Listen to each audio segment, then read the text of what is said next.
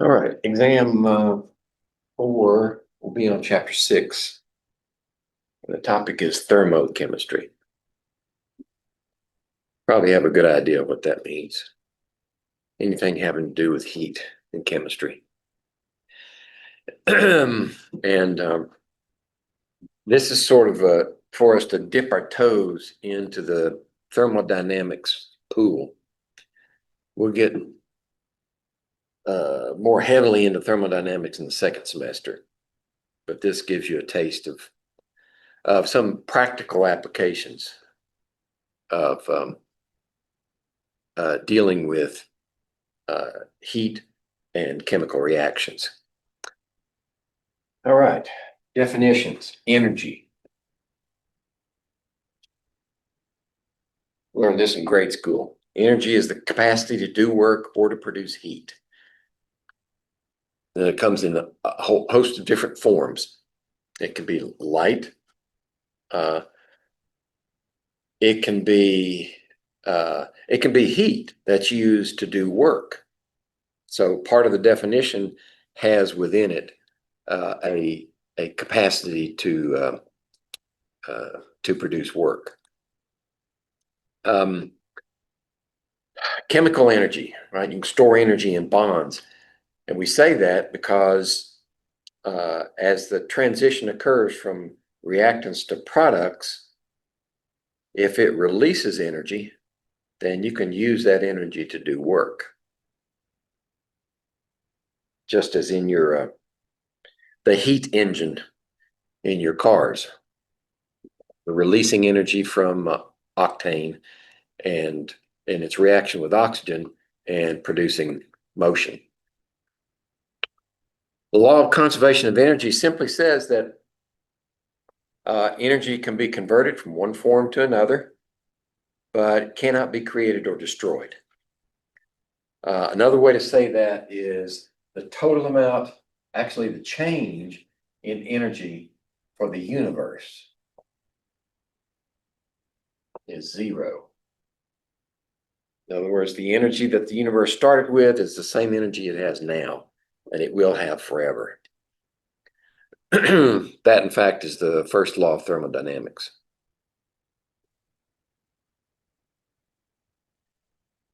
All right. There it is in black and white. There are very rare circumstances, very rare chemical reactions where you do not get a transfer of energy from one place to another. It happens, but it's extremely rare. And that goes for physical processes as well.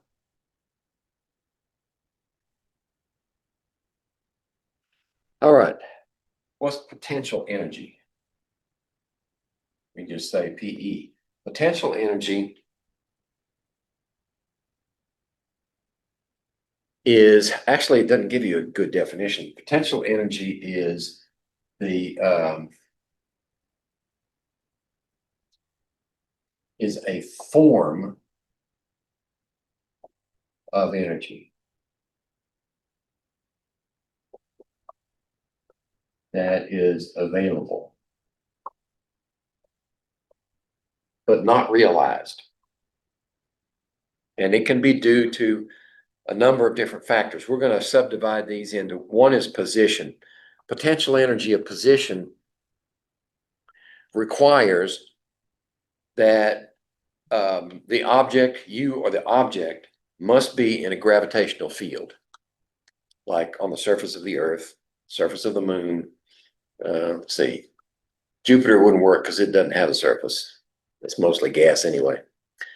But whenever you're close to another body that's fairly large, usually, actually we've detected a potential energy of position with respect to smaller objects like asteroids, right? But it's very weak.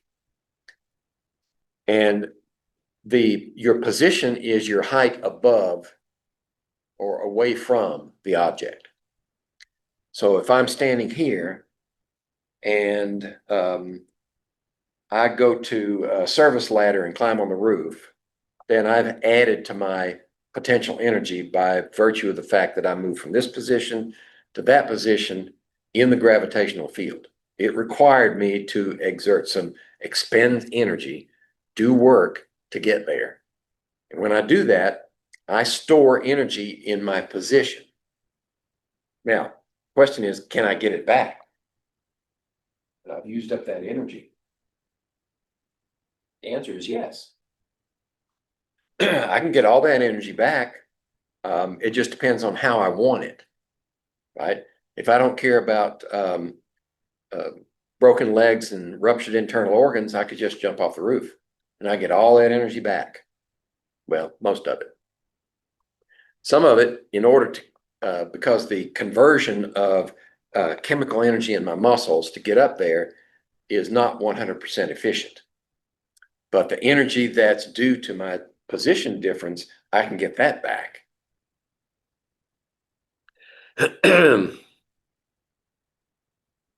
Then there's compositional energy that's due to some factor that you have to define.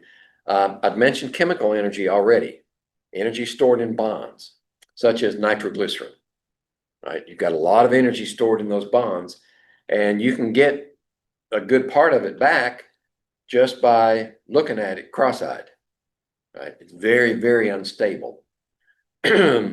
But those bonds will break apart, produce some heat, and produce lots of gas, right? I think the ratio is 9 moles of nitroglycerin will produce 29 moles of gas. So you get that energy back that was stored in those bonds. Let's see, heterotrophs like humans and cattle, whatever we eat, we convert that food into useful energy and expel waste. And the waste is at a lower energy state. So we require something else to store the energy in those bonds. And ultimately, 99% of the time, that's energy that came from the sun. It's stored in chemical bonds by the action of green plants. Now, there are other ways to do it, but for our purposes, that's mostly where we get our energy. Electrostatic attraction. So if you have a positive charge and a positive charge, try to push them together, you will feel, so to speak, you will feel a repulsion. And as you push them together, it requires you to put energy into that effort to get them close together. So when you release them, they fly apart and you get the energy back. So we're storing energy in that electrostatic attraction or repulsion, right? If they're opposite charges, then they're close together and you pull them apart and you're storing energy, and when you release it, they go back together. You can say the same thing for magnets. If you have some of these rare earth magnets that they sell now that you stick on your refrigerator, very, very strong over short distances. So if you get them close and you happen to get your finger in between them, then you're going to get a nasty pinch. You can store energy in nuclear form. In other words, uranium-235, uranium-238 also, but either one will fission under the right circumstances. And when it does, it releases that energy. Now, the type of energy released there is a conversion of mass into energy, according to Einstein's equation. And you can store energy in a thermal form also. Say we have, there's been a lot of research on ways to store renewable forms of energy, like wind power, solar power, and batteries, of course, come to mind.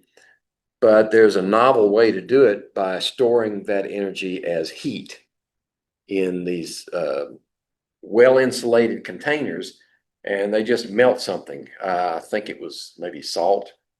You can get it really, really hot, if your crucible can stand the corrosion. And you just store that energy in there, and then when you get ready to use it, you just introduce a well, there are a number of ways to do it. Suppose you have a thermocouple that responds to a difference in heat. Then you can get electricity flowing through a wire simply by exposing it to that heat.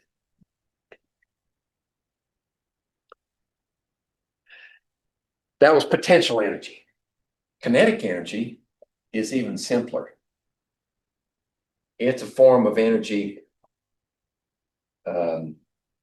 contained in a moving object. So anything that moves has kinetic energy, and we can calculate what it is. Kinetic energy is equal to 1/2 times its mass and velocity squared. That's kinetic energy. Now, for chemistry, it's difficult to calculate the total kinetic energy of all the molecules in a substance because there are billions and billions of them. So we need another method to do that, and we're going to talk about that in a little bit. But the fact still remains, kinetic energy is a consequence of movement. And heat can also be thought of, that this is a strange thing. Heat can be a potential energy source, or it can be a kinetic energy source, because heat is molecular motion, right? The molecules are in motion, and the hotter they are, the faster they're moving. So you can argue kinetic energy for anything that's hot too. All right. Now, once we've identified what potential energy is contained in a system, and then we can say we can transfer that energy from one place to another. So here our example is we've got this ball B at rest at the lowest possible position in this device, and A is being held up there by some magical force. And we're going to drop, they're the same size, the same mass. We're going to drop A, just let it roll down and strike B. Okay. If all of the energy that A contains as potential energy due to its position is transferred to B, where should B end up? It ought to be on the other side at the highest level, right? But what we in reality, what we see is we don't get all of it back. Okay. So if the conservation of energy is a law that is true and immutable, then the energy difference between where B was and where A was and where B is now has to be accounted for. And we can usually account for it in terms of frictional heating. Right? Now, the friction can occur different places. Right? In your first class in physics, you'll do some friction experiments, and you'll drag something across a surface and see how much energy it takes, and calculate the coefficient of friction and all this other stuff. But friction doesn't have to occur between two surfaces like that. Friction can occur internally in the molecular structure.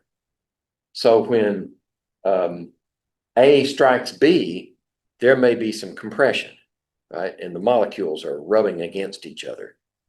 And obviously there's some friction between A and B in the surface. We haven't completely eliminated friction. In fact, if we did, the universe would be an entirely different place if you didn't have friction. So I wouldn't wish that on any universe. Friction is useful for control. Anyway, so most of that lost energy shows up as heat. So we should theoretically be able to, if we had a sensitive enough thermometer, measure an increase in temperature of either the surface and or A and B.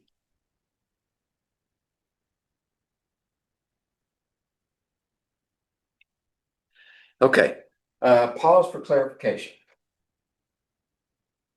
It's easy to equate temperature with heat, but they are two different concepts, two different measurements.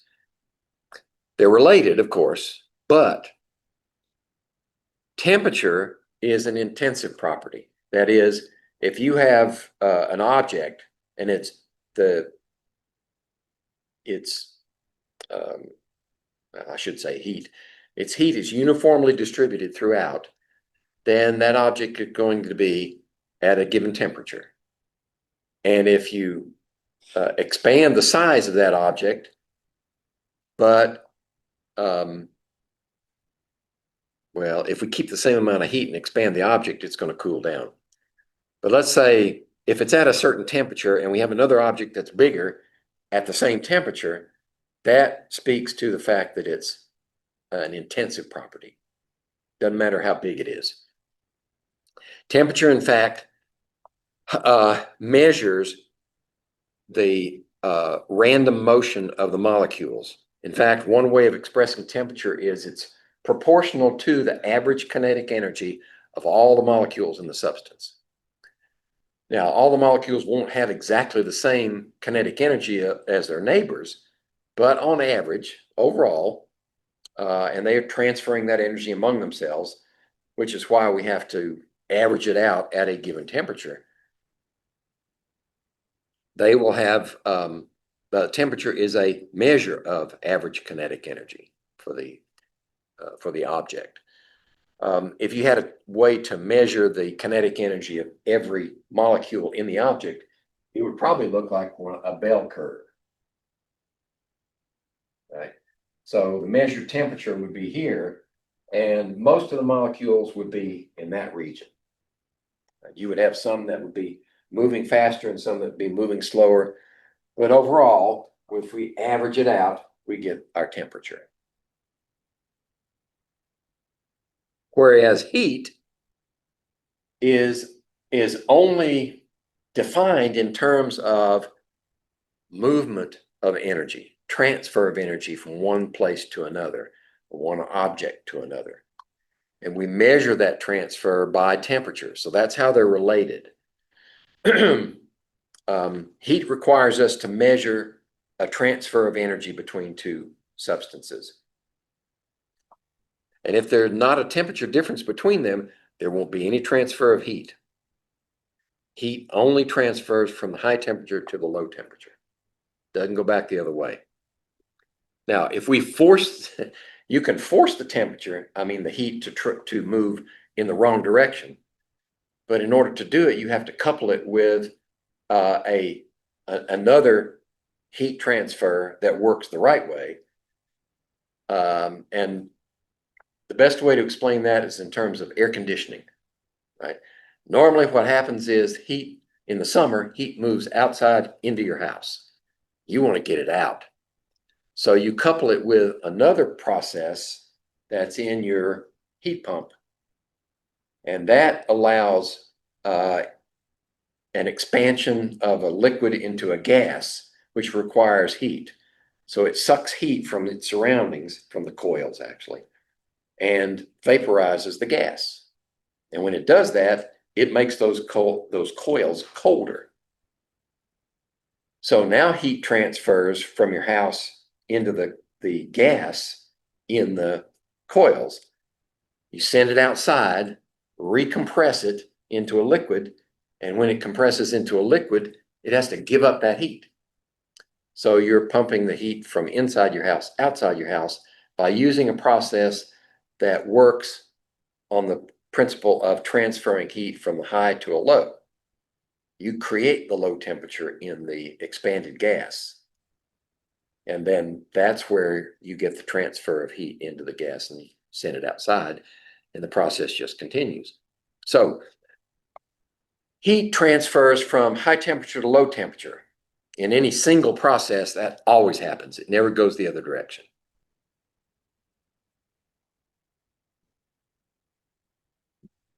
Let's see, there has to be a temperature difference. All right, now we're going to try to confuse you with another term. Well, we mentioned it earlier. The energy is the capacity to do work or produce heat. So what do we mean by work? Well, in that physics class that you might take, or actually my physical science survey class gets it too, it's just not as intense, is work is equal to a force acting through a distance. So if I push on something and it moves, I'm applying a force and it moves through a distance, I've done work. If I apply a force to this wall, it doesn't move. I didn't do any work. But I've expended energy, so where'd the energy go? We converted it into heat. Right. So my hand's a little warmer, that spot's a little warmer by the expenditure of that energy, but I didn't do any work. Right? Okay. Now there's another concept which refers to what type of function are we talking about. Now I'm not going to be strict about this in terms of math, right? We know math has a certain terminology for functions. I'm just going to say when we define a function in chemistry or physics, it can either be a state function or it can be a path function. Any state function that we define doesn't care where it came from or where it's going. It only cares about where it is. I may have mentioned this earlier, but it bears repeating. Whereas a path function does depend upon how it got there. So if you go from one place to another, then the path matters for certain things. Energy itself is a state function. Okay. Work and heat, and for heat, we use this little, if we're going to measure it, we use a little Q for heat. So work is W, Q is heat, and that's not a good Q. We do a better Q. That's a path function. So energy is a state function, work and heat are path functions. A good analogy for that is what's the potential energy difference between my standing next to the Kanawha River in Charleston versus standing where I am here? It's what, about it's 2,500 feet here, and in Charleston it's what, about 500 feet or 600 feet. So we're roughly 2,000 feet higher here than Charleston is. So the expression of what's my potential energy difference from there to here is simply my mass and the height that I have moved in this gravitational field. And there's a formula for it, but it's not important right now. I'm just trying to illustrate that's a state function. The difference in where I was and where I am now doesn't matter how I got here. Okay. Now, the work that's required to get me from there to here does matter depending on my path. Now I can come up the turnpike. It's very efficient, uses less energy to get me from there to there, from there to here. But before the turnpike was finished, right, you had kind of a, well, you sort of had a turnpike, but it was a lot curvier, wasn't it? I don't remember. I wasn't here then. Or before you even had the turnpike, you had to go back roads and you wind and round all over the place. For instance, if we were to go up the Kanawha River to Montgomery and then up into the hills toward end up in Oak Hill, I think. You know, you go back and forth up there, and you finally get there, and then you get some easier roads to head to here. Okay, so the path there requires a certain amount of work to endow me with a given potential energy. So the potential energy I've acquired is a state function, and the path that I took is a path function. It took more work. So work and heat are path functions, and energy is a state function. It only depends on your present state. Present state, it's kind of like the ideal gas equation. You don't know how the gas got there. You just know pressure, volume, temperature, and moles. Or you're missing one of those and you solve for it. All right. So if we're going to apply this to chemistry and solve problems concerning movement of heat, particularly heat, from one place to another, we need to define our terms for solving a given problem. So we can define, sometimes it's well defined for us. Sometimes we have to define it ourselves. And one part of that definition requires identifying a system. And we need a system with a boundary of some kind, because everything else is surroundings.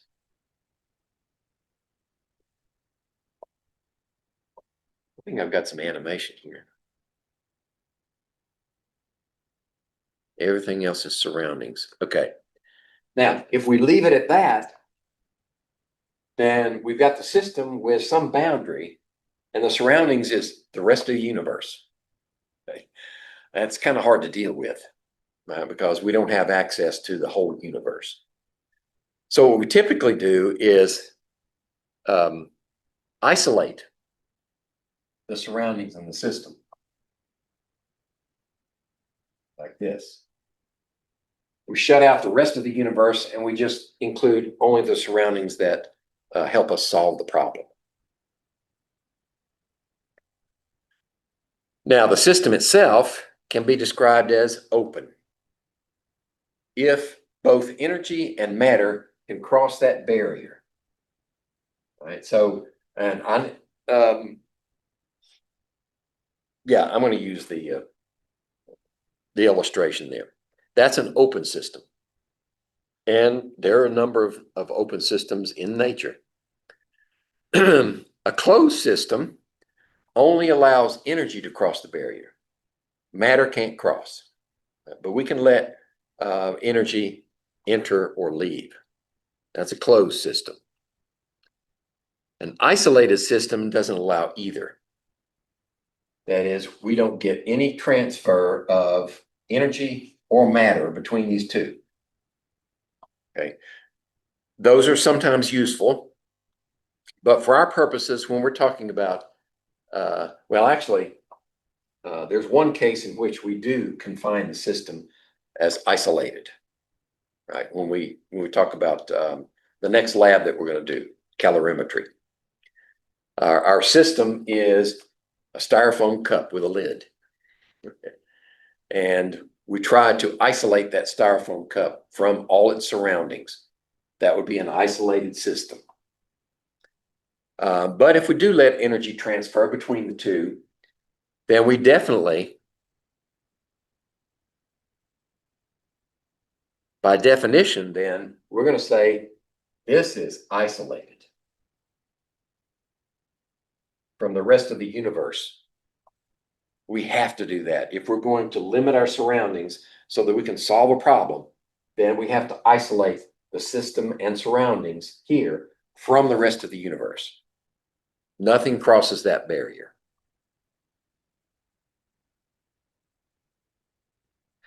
All right. Now, when energy, and we're going to talk about energy in terms of heat, and when heat flows into a system, in other words, it absorbs heat from the surroundings. Right? Use an arrow. Right? That Q. We have to account for the mathematical expression, the numbers involved. for that heat movement with a sign to show which way it's moving. And by convention, the movement of heat, and later something else, but for now, heat moves in. When it moves into the system, we're adding heat to the system. That means this value is positive. So whatever number we assign to that heat, if it's positive, we're saying it's moving into the system. Okay. If it goes the other way, obviously, then the Q is going to be negative. So think of it in these terms. If you grab an ice cube, then your hand is the surroundings and the ice cube is the system, right? And which way is the heat moving? The heat's moving from your hand into the ice cube, this way, right? So that value, what you're feeling, is a movement of heat into the system because your hand's getting colder.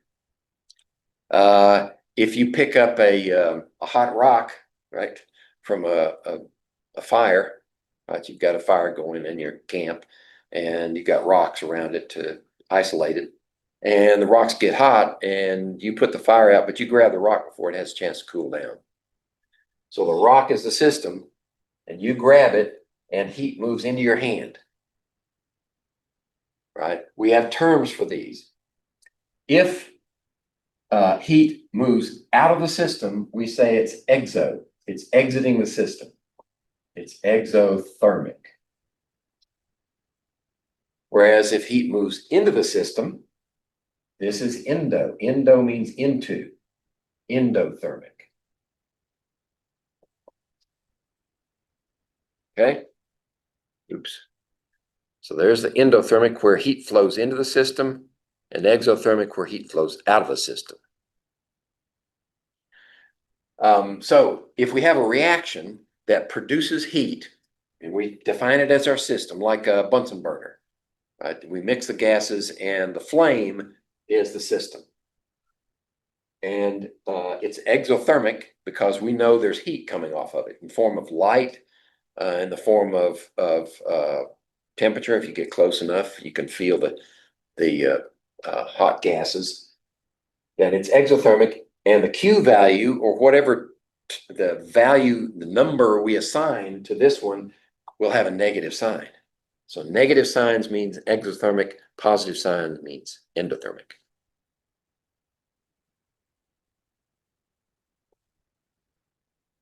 Now, typically, the energy gained by the surroundings must be equal to the energy lost by the system.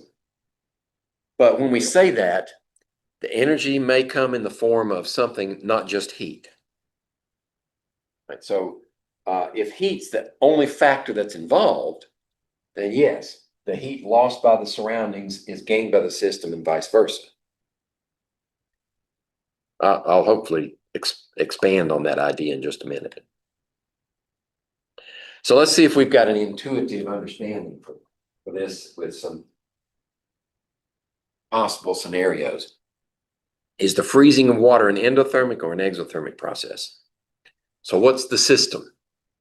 It's the water. Whatever amount of water you have, and it freezes. Why does it freeze? It's cold. It gets cold. So how does it get cold? It loses heat, right? It loses heat from the system to the surroundings. So if you put a tray full of water in your freezer and it starts to freeze, it loses heat to the surroundings in the freezer. So it's an exothermic process. The system is losing heat. Define the system, define the surroundings. Which way is the heat flowing? Right? It's flowing from the system to the surroundings. Okay? And that's typical for liquids turning to solids. Liquids turn to solids because we remove energy from them. They're not moving now. They're not moving as fast. So any attractive forces that are available to them are able to overcome the energy of their movement. Right? We slow them down, slow them down, slow them down to where they start to interact more. And that goes from liquid to solid. as we remove more energy from the system. How about this one? We classify these. All right, we've underlined the system for convenience, right? Your hand gets cold when you touch ice. So the system is, we're saying the system now is your hand, not the ice like I did before. Your hand is the system. So which way is the heat moving? If your hand gets cold, the heat's moving out, right? That should be exothermic. There we go. It all depends on what we define as the system and the surroundings. Ice gets warmer when you touch it. So if the ice is getting warmer, that means heat is moving into the ice. It's endothermic. Okay. Water boils in a kettle. If the water is the system, we're adding heat to the water, right? We're adding water's heat is moving into the system. So that also is endothermic. Water vapor condenses on a cold pipe. If the water vapor is the system and it goes from a gas to a liquid, it has to lose energy to do that. It has to lose heat. So that's exothermic. And ice cream melts. Well, it goes from a solid of sorts to a liquid, right? It absorbs energy. The ice cream absorbs energy on a hot day and melts. So it's endothermic. Okay. All right. Now for each one of these, we're going to have to use some reasonable definition of what the system is in order to determine the direction of heat movement. For a chemical reaction, the balanced equation is the best means of defining the system. So for instance, let's see if I've got that one in here. Yeah, Bunsen burner. So the methane is burning in the Bunsen burner in the laboratory. The system is the mixture of gases that are combusting. Right? So that means they're going to release energy and they should be exothermic. We define the burning, the gases, the mixture of gases as the system, and they release energy when the reaction occurs. That's exothermic process. Water drops sitting on your skin after swimming evaporate. I would define the water drops as the system, and they will absorb heat from your skin. Your skin is the surroundings. Water drops are the system. That's an endothermic process. I should have changed the color on that one so it'd be maybe blue. Okay. Hydrogen gas, I'm going to leave that there for now. Hydrogen gas and oxygen gas react violently to form water. Right? So if we write, let's see, we've learned how to write that equation. Hydrogen gas and oxygen gas react to form water. Now, under standard conditions, that would be a liquid, but let's say it's hot enough, we're going to say the water's still vapor, right? Like it's in the exhaust plume of a rocket engine. Now, we need to balance that also. So with two hydrogens over here and one oxygen, we need two there to give us two oxygens, and then two here to give us four hydrogens. So now we're balanced. Think of it in terms of which is lower in energy, the mixture of hydrogen and oxygen gas or the water. We know the process is exothermic, right? It gives up energy,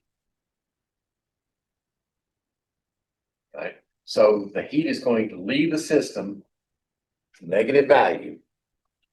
Where did that energy come from? It came from these bonds. So when they rearrange themselves, like Dalton said, and make water, they're more stable, which means lower energy. So lower energy is in the products, and the energy that was contained over here is now out here as heat. So water is at a lower energy state than either hydrogen and oxygen gas together. Okay, water's at the lower energy state. Now, another way to look at it is we can go backwards like that if we put energy in. Right? So how would we put energy in?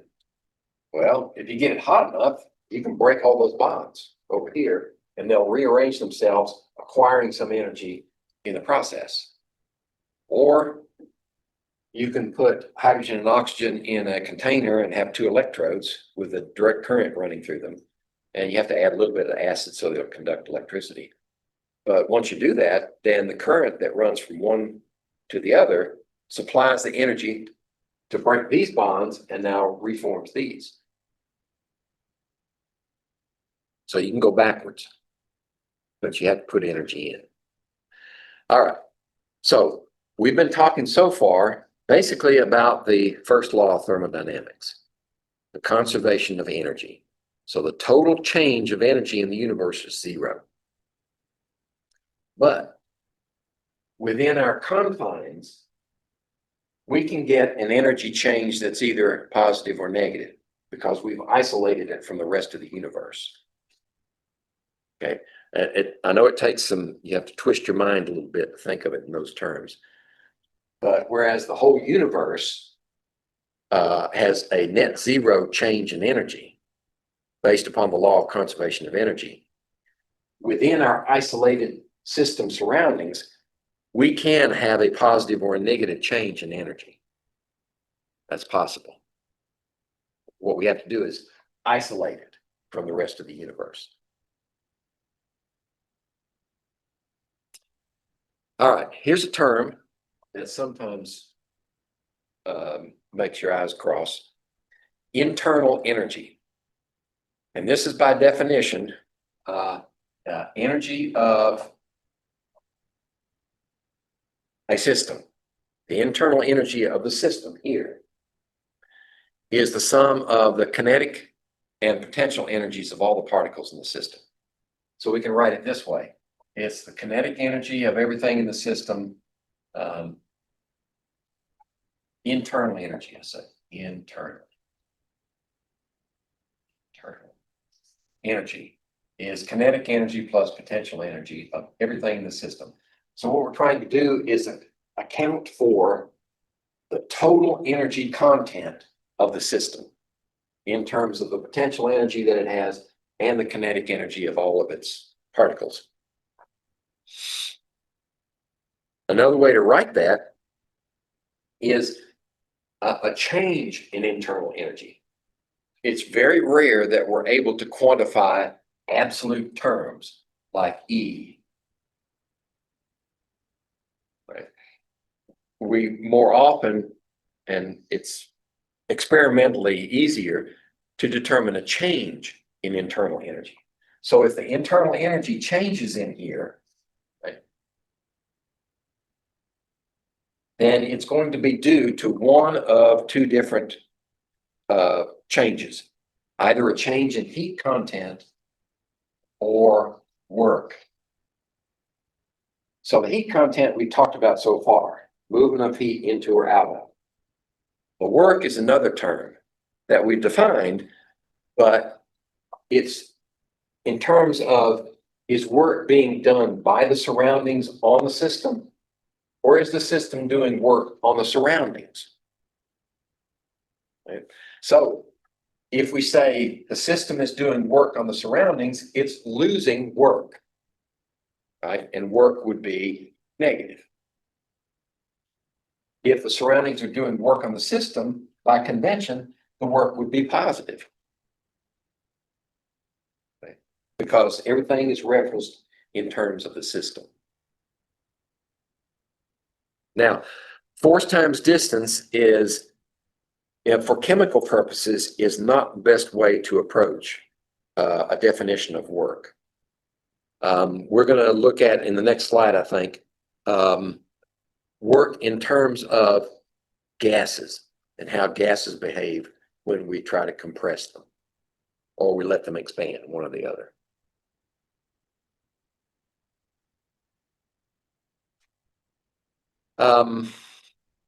I got a slide in between, so let's deal with this one.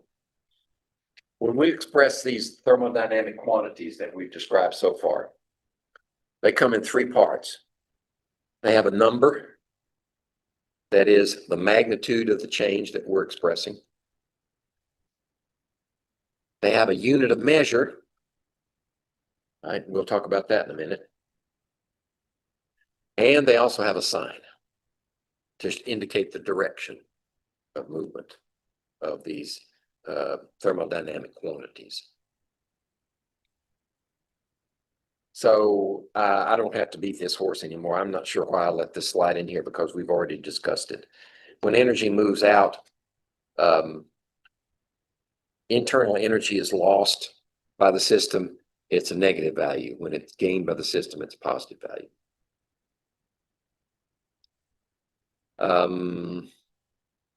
Right, and I mentioned this earlier. If we do work on the surroundings by the system, then W is negative.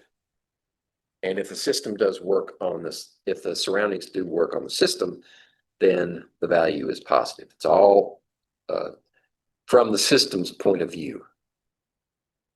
Oh, we got Professor Dave wants to talk. Have y'all seen Professor Dave before? Is this your first exposure? This was back when he was kind of scruffy. He's cleaned his act up on the outside, but his leftism is starting to show more and more. So I don't look at his more recent ones. These were earlier ones where he was actually trying to make sense. Now he's talking politics and green this and green that, and it's just his brain is really fuzzy. Hey guys, it's Professor Dave. Let's talk about thermochemistry. He knows a lot about the science stuff. Professor Dave explains. Thermochemistry is the branch of thermodynamics that deals with the heat absorbed or produced by a chemical reaction. A reaction can either be exothermic, one that releases energy, or endothermic, one that absorbs energy. This change in energy is represented by delta H, or the change in enthalpy for the reaction. For our purposes, we can think of the change in enthalpy as being the change in energy for the reaction, or the energy stored in all the bonds of the products minus the energy stored in all the bonds of the reactants. If there is more energy in the products, delta H will be positive, meaning the additional energy had to be provided, making it an endothermic reaction. If there is less energy in the products, then that additional energy was released, making it an exothermic reaction. Energy, which is the capacity to do work, can have many forms, like mechanical, electrical, chemical, heat, and so forth. And besides quantum mechanical exceptions, energy is conserved. That means it can change forms, like heat energy that evolves when the chemical energy in a broken bond is released. But it won't be created or destroyed. Heat, represented by the letter Q, is a trickier thing to define, but a good way to put it is that heat is the energy that flows between a system and its surroundings due to a difference in temperature. Heat will always flow spontaneously from an area of high temperature to an area of low temperature. For a system, Q will be positive if heat is being absorbed by the system, and it will be negative if heat is being released by the system. When temperature and pressure are constant, Q equals delta H, the change in enthalpy. When we discuss thermochemistry, we will discuss energies in terms of joules or kilojoules. Another common unit used by chemists is the calorie, which is equal to 4.184 joules. 1 calorie is the amount of energy needed to raise the temperature of 1 gram of water by 1 degree Celsius. This is not to be confused with the food calorie, which is calorie with a capital C. This is actually equal to a kilocalorie, or 1,000 calories, also abbreviated as kcal. A thermochemical equation reports the change in enthalpy for a given reaction in stoichiometric terms. Here, the delta H listed is specific to the molar quantities given by the balanced equation. So if the number of moles of each substance as given were to react, the change in enthalpy would be as listed. To find the enthalpy change for a specific amount of material, just do some stoichiometry. If twice as many moles of material as are listed were to react, then the enthalpy change would also be twice as much as listed. Let's check comprehension.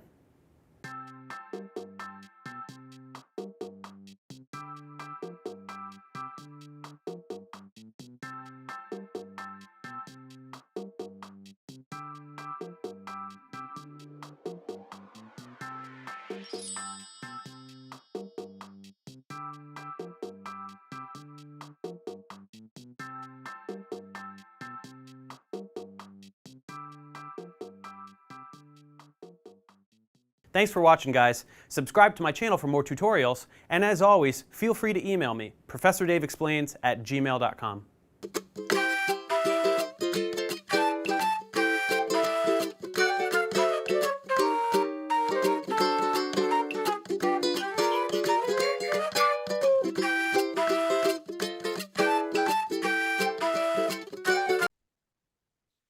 All right.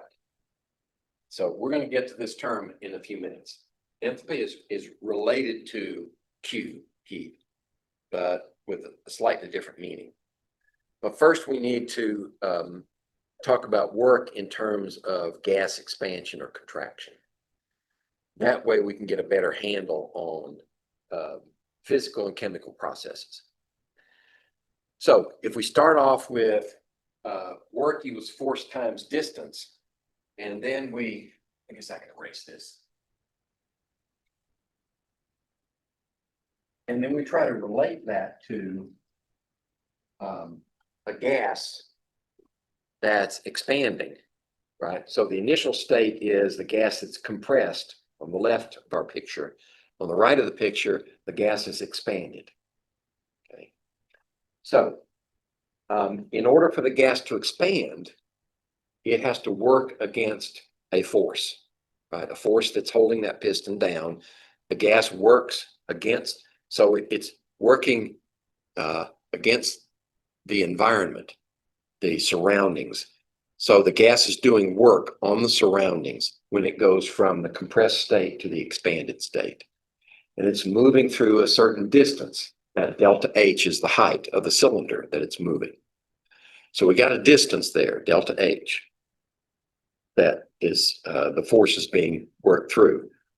Well, the force is actually a pressure on that cylinder head. So, and pressure equals force per unit area. We know that already. So, if we solve that pressure term for force, then we get P times A. Pressure times area equals the force. Okay. So that fills in, that is what we put in this force position right here. We substitute P times A in that position.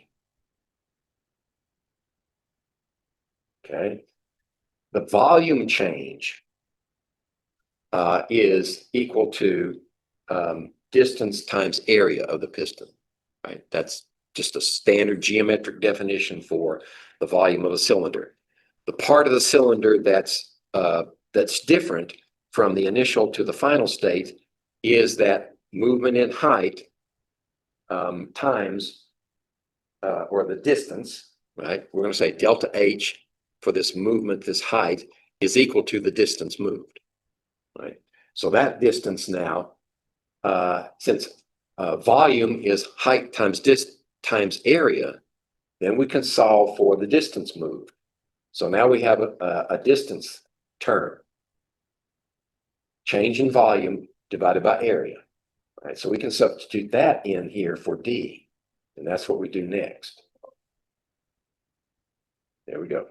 So work is equal P times A for the force, and delta V, or change in volume, divided by the area. So A in the numerator and A in the denominator cancel. And what we have left over is P times delta V. So for a gas, work is in terms of pressure times change in volume. Okay. But by doing that, now we've introduced potential error. And here's why. For an expanding gas, delta V is positive quantity, right? It went from a small volume to a larger volume, and final volume minus initial volume is a positive value. Well, if we have a positive value here times a constant pressure, we get work as a positive term, right? But since the expanding gas is our system and it's working against the surroundings, right? It's working on the surroundings, that value should be a negative, right? Work is leaving the system to do work on the surroundings, so it should be a negative value, right? It's leaving the system. So that means that we've got a discrepancy here. Work should be negative in those terms, right? So the way we do that is we just introduce our fudge factor. So actually work in terms of an expanding gas is negative pressure times change in volume. Okay, that's how we fix it. Okay, so if we have work, what are the standard values here? Right? Pressure is going to be, that we've used so far is going to be in atmospheres, right? And that's times change in volume, which is liters. So this value here is going to be in terms of liter atmospheres. But the standard for work is the joule measure of work or heat, both, is the joule. That's the standard term, the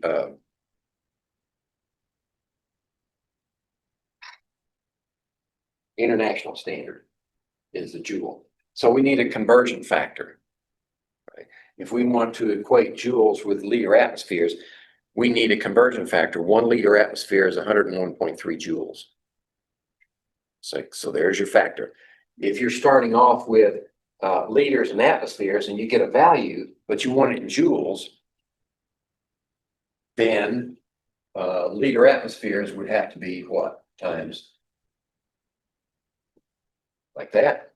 So 1 liter atmosphere is 101.3 joules. And that's how you would convert from an expanding gas term here to joules, because the atmospheres would cancel and leave you with joules.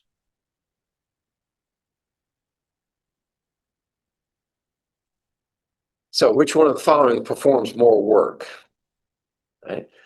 A gas expanded against the pressure of 2 atmospheres from 1 liter to 4 liters. So I noticed on 1 or 2 papers that plug numbers into a formula the wrong way because you didn't set up your table first. You didn't know which was the right value to put in the formula because you were working from the word problem to the formula instead of stopping and being sure you had your numbers equated to the right variable. Right? So that's why I'm going to say, what's the pressure? Well, pressure is constant. So P equals 2 atmospheres. Then we need initial and final volume. So what's the initial volume? It expands from 1 initial, yes, liter, excuse me, liter, and let's see, 1.0 liter, and it goes up to 4 liters, right? 4 liters. Okay, so delta V is equal to final minus initial, which is 4 minus 1, which is 3 liters. Now we can put it in there, and that's a positive value, right? 4 minus 1 is positive 3. So we've done this amount of work. We've had 2 atmospheres times a difference of 3 liters.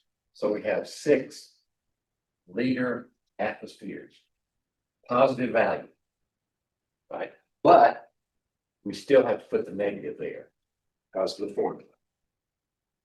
So this is going to be, let me move that up here. this is going to be a negative 6 liter atmospheres. So that means that the system is doing 6 liter atmospheres work on its surroundings. Okay. All right. So there it is animated for you. Okay, how about this one? That was one scenario. How about this scenario? So under what pressure? Let's see, 3 atmospheres now. 3 atmospheres, and I'm sort of ignoring the significant figures for this discussion. 3 atmospheres, and it's expanding from 1 to 3 liters. 1 liter to 3 liters. Okay, so now we have 3 minus 1, which is 2. Okay. So if now we set this up as minus 3 atmospheres, and the difference, delta V, is 2, we get minus 6 liter atmospheres. So both scenarios give you exactly the same amount of work that's being done by the system on its surroundings.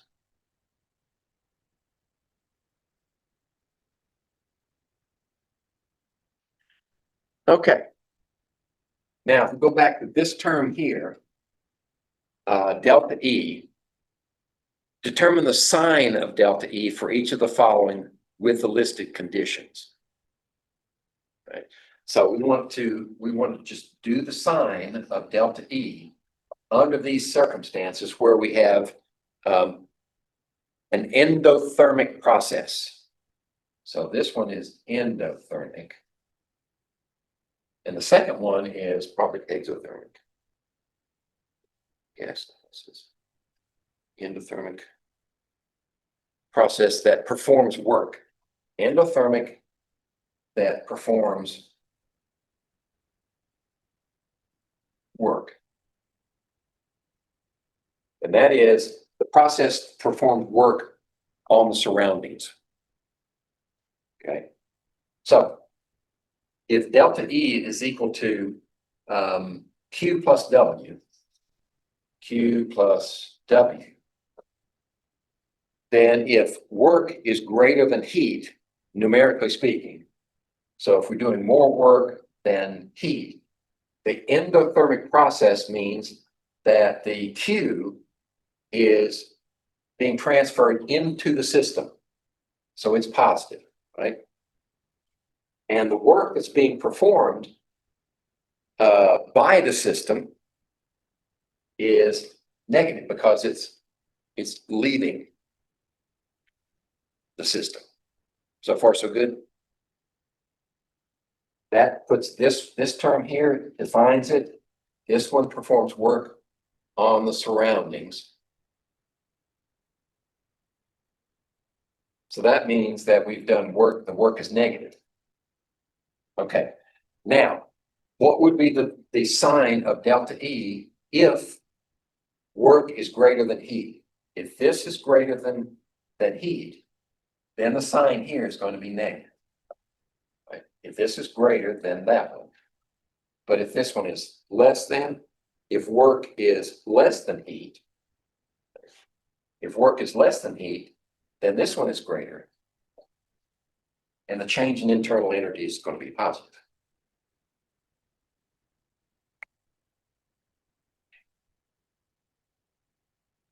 Okay. All right. What if work is done on a gas and the process is exothermic? So now if we make this one exothermic,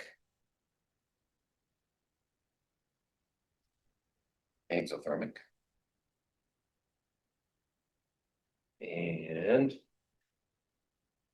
performs work on the gas, surroundings perform work on the gas. That means we're performing work on the gas. That means this is positive because the gas is our system. We're performing work on it, so it's positive. Exothermic means this is negative. Right? The system is losing heat. Okay, So if work is greater than heat, work is greater than heat, now the change in internal energy is positive. And well, what does that mean on the system? That means overall, we're adding energy to the system because it's positive. Okay. Then we go the other direction where heat is greater than work. Heat is greater than work. Then Q is negative, is greater than the positive. Then the change here is negative. And under those circumstances, then the change in internal energy is negative and internal energy is being lost by the system because the value is negative.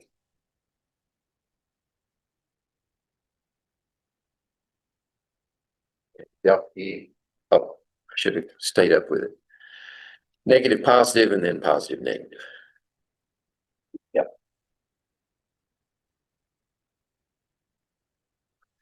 Okay, now let's define enthalpy. Enthalpy and Q, heat movement, are related, but they're not the same value. And the first difference is Q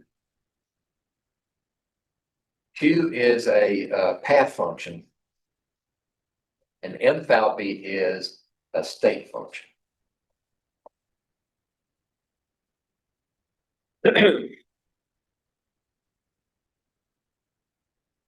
Q is the measured movement of heat to and from a system, to or from a system. It's one of the two means of energy transfer during most studied processes of thermodynamics. The other means of transferring energy is work, right? Change in internal energy is equal to Q plus W. So that's where we get those two terms. Since these are the only two means by which we can transfer energy between the system and the surroundings, we can write the change of internal energy as this. And this is here. Q plus W changes internal energy of the system. If we account for heat movement and work, we can identify any change in the total internal energy of a system. Whereas enthalpy, think of enthalpy as more a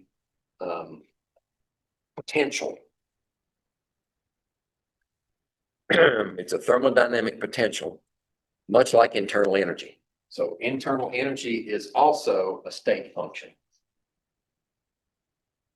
That state function is made up of two path functions, right? Q and W are both paths.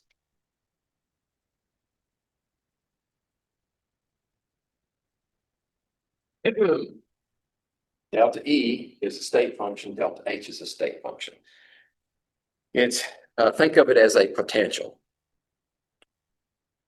The potential for heat, the potential heat energy of a system. And it's defined in these terms. Delta H enthalpy is equal to a change in internal energy plus a change in pressure times volume. So if you're not dealing with any gases at all, then you won't have a change in volume. And this term drops to zero. So for non-gaseous systems, the change in enthalpy is equal to the change in energy, internal energy.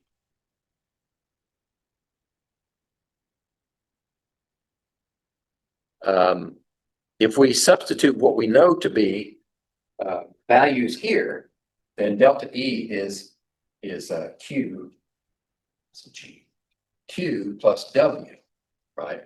Plus change in pressure volume. Now we're talking about a system that has gases involved. Now you might have a mixture, you might have some liquids in there, you may have some solids. As long as you have gases involved, then we can use this expression. if the process takes place at constant pressure, and that's usually defined by the researcher. Pressures typically in the real world, they change. Right? And we study constant pressure systems by making them constant pressure. And there's a good reason for that. If we bring this term outside of the delta sign, that means pressure is constant. And the only thing we're allowing to change now is volume. Okay, so heat movement, work done, and change in volume are variable. And P, while it's variable at first, once it's established, it stays constant. So since W equals negative P times delta V, then we can substitute that one here, right? Negative P delta V right there. And we still have this P delta V. So that's going to drop to 0, correct? And that leaves us with Q here. So if we do that substitution and we hold our system at constant pressure, remember that's what Professor Dave mentioned, right? But we didn't explain it yet. Then, under those circumstances, delta H equals a measurement of heat movement if the pressure is constant. If you hold the pressure constant, then these terms drop out, and delta H, the enthalpy, is numerically equal to Q. So if we can measure movement of Q during a reaction and we hold the pressure constant, then that Q gives us a handle on the thermodynamic potential, the enthalpy potential for the reaction. And the nice thing about that is, whereas this is a path function and it does matter how you get there, this one is a state function. It doesn't matter how you get there. So it removes that variability in path. So we just go from here to here, and that tells us the potential that was realized in that movement from one place to the other, say from reactants to products. And that's a much more useful term for chemical reactions and analyzing the energy transfers in a chemical reaction is when you have a state value, a state function. Okay.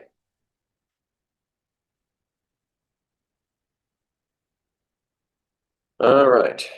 Oh, we got a few more minutes. I'm trying to make it to my break point. I don't know if I'm going to get there. I've got it set up to. Might have to leave till Thursday, but we'll go as far as we can until I think 3:50 is when the lab is over. So that's what I'm shooting for. So let's say you're studying a process that takes your system from pressure 1, volume 1, temperature 1 to pressure 2, volume 2, temperature 2. We recognize that as gas laws, combined gas law.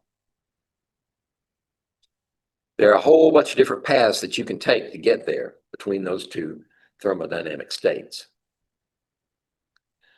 Along each of these paths, the value in Q and W will differ because they're path functions. However, no matter, and this is another way of saying the short version of what I was trying to say earlier, no matter what path you take, delta H for the transformation will always be the same, because it only depends on the initial state and the final state. It is a state function. So here's the takeaway. If we know the values and we assign these values, and we'll talk about them in a minute, we can determine the enthalpy change for a reaction if we know enthalpy change for products, and we subtract the enthalpy change for reactants. Now, how do we get these values? We set the zero value, so it'd be enthalpy after or final, enthalpy initial. The enthalpy initial is set at zero for elements in their most stable form under standard temperature and pressure. So 1 atmosphere pressure, and this is for anything. So we're going from gases at zero, where now we're standard temperature is 25 degrees Celsius. So we set our 0 point as those elements. And if those elements are in the reaction, they have a delta H of 0.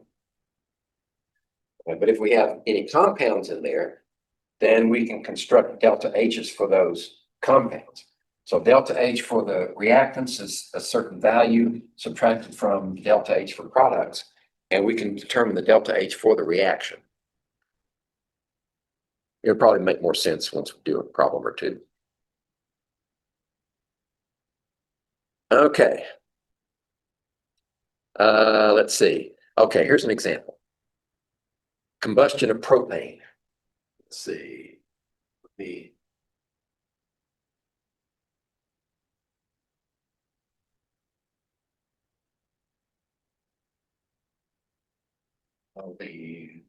that definition there. Yeah, let's erase this.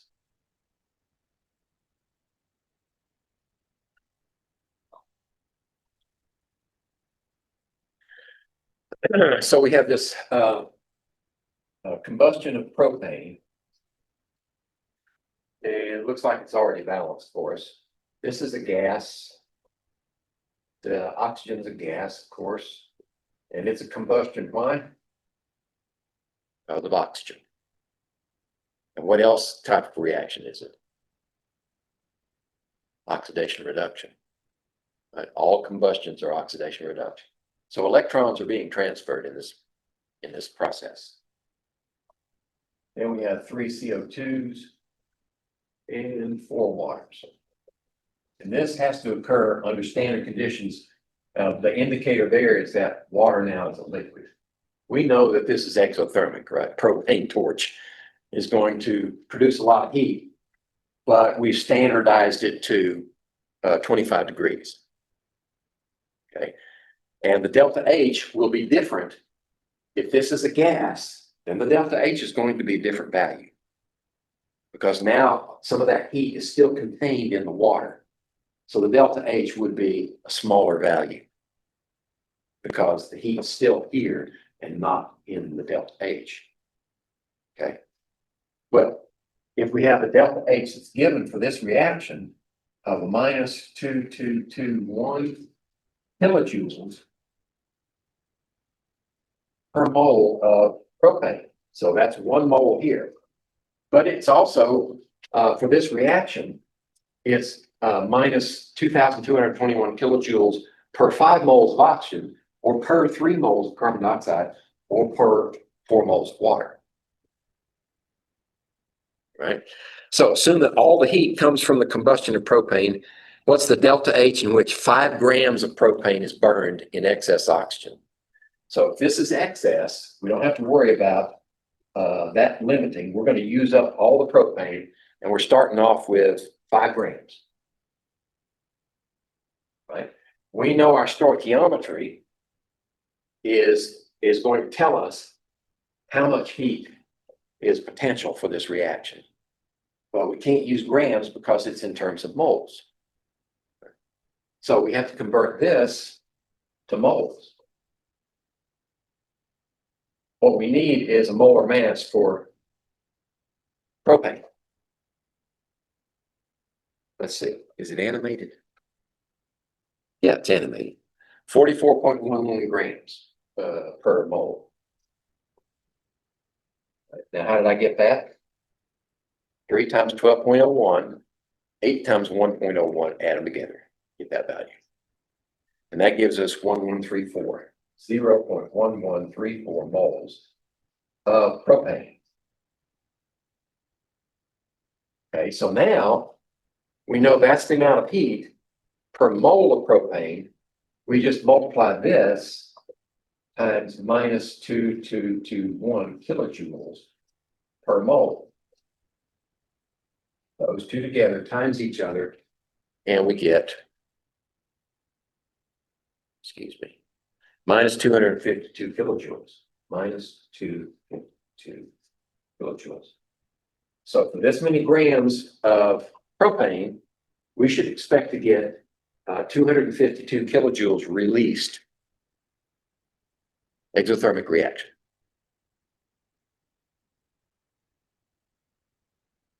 Okay. What do we mean by calorimetry? Well, I mentioned earlier that measuring heat movement gives us a value of Q.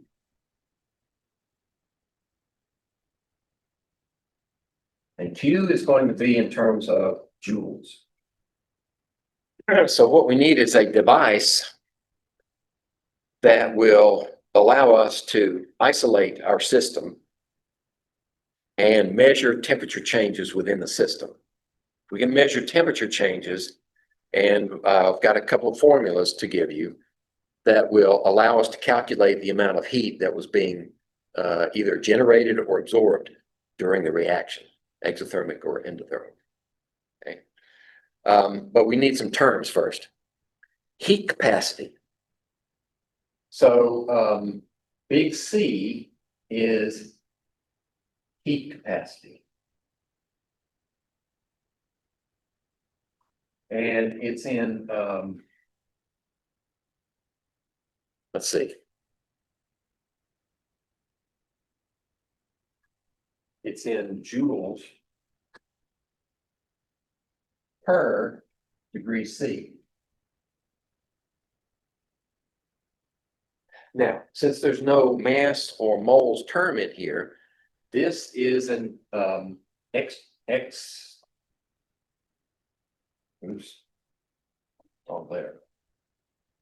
extrinsic property, because the heat capacity will vary with the amount of substance. Okay, so if we have more, it's going to have more joules for every change of degree C. What that means is this substance, whatever it is, whatever value we assign to that, can absorb or release so many joules for every measured change of 1 degree Celsius. Right? So if it's a large value, that means for every 1 degree change in degree centigrade or Celsius, it can absorb or release a lot of heat. Think of water. It takes a lot of heat to boil water, to change the temperature. If this is a small value, heat capacity, that means that for any 1 degree change in Celsius, then there's very little heat absorbed or released. Okay. Now this is useful for determining heat capacity for our calorimeter, and I'm going to show you the calorimeter in a minute. But for substances, for say pure substances of any kind, it's more useful to use this term, specific heat capacity. So specific heat capacity, and they give it a small s.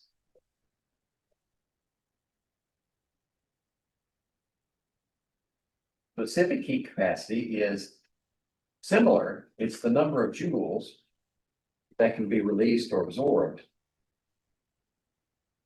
per degree C per gram. So now we've tied it to, ratioed it with mass. So that means this is now an intensive property. I should extrinsic or extensive. Should be extensive, sorry. Extensive property. Intensive property means that this value is going to be the same for any pure substance, and it doesn't matter how much you have, right? Because it's ratioed to the mass. So for each gram of that substance, whenever it changes 1 degree, it's going to be able to release or absorb a certain number of joules. So this is going to be a very high value for water. It's going to be a very low value for, say, most metals, and extremely low value for the ceramic tiles on the space shuttle or any spaceship. They make very, very low specific heat capacity.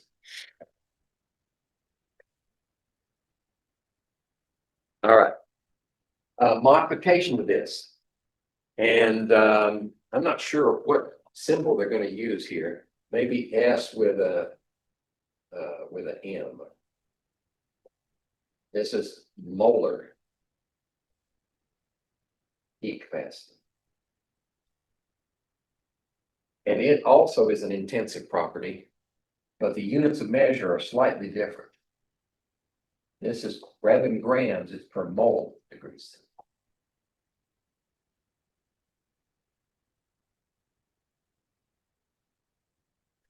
And you either determine what those values are by your experiment, or you look them up in a reference manual.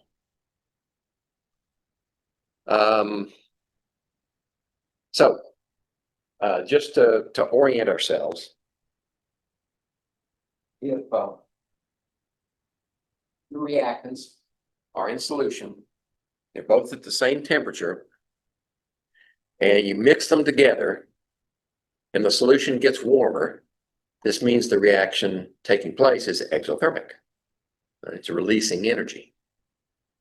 Whereas an endothermic reaction will go the other direction. Oh, he's going to eat up all my time. Let me see how long this one is. 4 minutes. Okay, I'll take us over just a little bit. And that means I'll let them talk. Then I'll stop it right after that. Hey, it's Professor Dave. Let's talk about calorimetry. He knows a lot about the science stuff. Professor Dave explains. Different substances absorb heat at different rates due to various structural factors. The heat capacity of a substance is the amount of energy required to raise the temperature of that sample by 1 degree Celsius. A variation of this that is more useful for calculations is the specific heat of a substance, which is the energy required to raise 1 gram of a substance by 1 degree Celsius. Heat, temperature, and heat capacity are all related by the following equations. The amount of heat exchange in a reaction is equal to the heat capacity of the substance times the change in temperature for that substance. Or, more practically, the heat exchanged is equal to the specific heat of the substance times the grams of the substance present times the change in temperature. We can use this information to learn about heat transfer using a process called calorimetry. For those of you in an introductory chemistry course, you'll probably do some variation of a coffee cup calorimeter experiment. Let's look at how those work. A coffee cup is a pretty good insulator. That's why we use it for coffee, so that the heat doesn't escape so quickly and the coffee stays hot for longer. This makes it possible to take pretty reasonable data about the temperature change in a cup of water when we add a hot piece of metal. We can measure the temperature change in the water and use that information to calculate the specific heat of the metal. So, let's say you heat up a metal by placing it in boiling water at a known temperature until it is just as hot as the water. Then, with tongs, you place it in a coffee cup containing a known volume of room temperature water with a thermometer. The water in the cup will heat up slightly as the heat from the metal flows into the water, and we can record the resulting temperature change. From there, we just do some math. We use the specific heat equation and plug in the data for the water. The temperature change is what you recorded. The mass of water in grams is equal to the number of milliliters of water. And the specific heat of water is a known value. This allows us to calculate the heat absorbed by the water. Well, the heat absorbed by the water was the heat released by the metal. So we can take that same quantity of heat and plug it into a new equation for the metal. That value goes there. We weighed the metal beforehand, And this time, the temperature change of the metal is from the boiling water to the final temperature in the coffee cup. So you can solve for the specific heat of the metal. This is useful for identifying unknown metals if you are given a few different specific heats and asked to decipher which metal you are given. Let's check comprehension.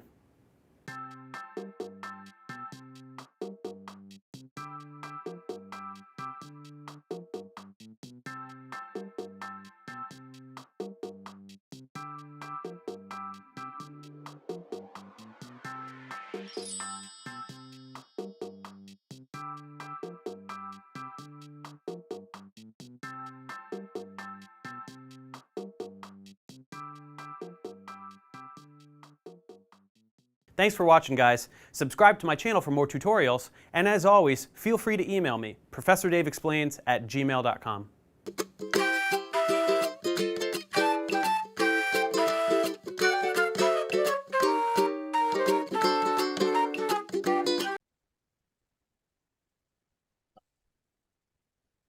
The method you showed with calorimetry is the way I learned it.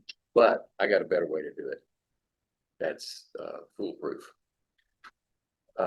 When you do it that way, then you have to think about where did the heat come from? Where is it going? Maybe it's going 2, 3 different places. So when we come back on Thursday, I'm going to give you a better way to handle it and describe how the calorimeter works and all that. In the meantime, I say, which would you rather? Would you rather I put this in as part 1 and then part 2 is what we cover on Thursday so you can review? Okay, I'll do it that way. All right, so we're done for the day and see you on Thursday. Since that's only a lecture, then you can zoom in if you want.